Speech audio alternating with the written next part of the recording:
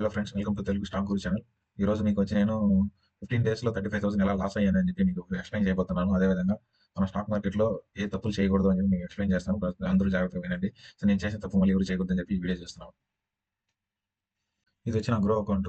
So, దీంట్లో చూసారంటే రీసెంట్‌గా నేను 9థ్ డిసెంబర్ షిస్ ఇండస్ట్రీస్ అనేది నేను చాలా రోజులుగా హోల్డ్ చేసి పెట్టున్నాను. షిస్ ఇండస్ట్రీస్‌ని.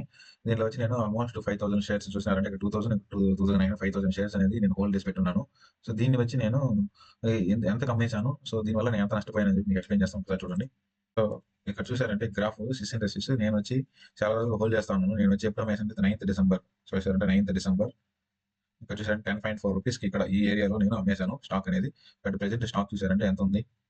17 17.68 రూపీస్ ఉంది. సో, దీన్ని చూసారంటే దీంట్లో నేనొచ్చి 10.5కి అమ్మేశాను. మైనస్ 17.68.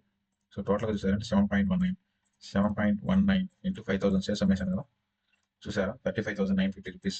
సో, ఇక్కడ తెలుసుకోవాల్సింది ఏంటంటే కొన్ని రోజులు నేను 1 ఇయర్ దాకా వెయిట్ చేశాను. ఇది పెరుగుతుందని. సో, ఆ రోజు ఏంటంటే కొంచెం పెరిగేసరికి నేను మళ్ళీ తగ్గిపోతుందని చెప్పేసి అమ్మేశాను. సో, దయచేసి ఇది మీరు గమనించాలి. సో, ఒకే ఒక 15 డేస్‌గా నేను వెయిట్ చేసుంటే ఇప్పుడు స్టాక్ అనేది నేను 35,000 ప్రాఫిట్ బుక్ చేసుండొచ్చు. But due to the anxiety and fear ఈ స్టాక్ అనేది నేను వచ్చి అమ్మేయడం జరిగింది. ఇక్కడ చెప్పడం ఏందంటే మన యాంక్సైటీతో గాని, భయంతో గాని స్టాక్స్ అనేది అమ్మేస్తే మనమే నష్టపోతాము. స్టాక్ మార్కెట్‌లో ప్రతి ఒక్కరు చెప్పేది ఏందంటే భయపడకూడదు.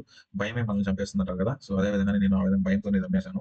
సో, దీనివల్ల నేను 35,000 లాస్ అయ్యాను. సో, మీరు కూడా ఇలా విధంగా భయపడి గాని, లేదా యాంక్సైటీతో గాని స్టాక్స్ అనేది సడెన్‌గా అమ్మేయొద్దండి మీ హోల్డింగ్స్ అనేది.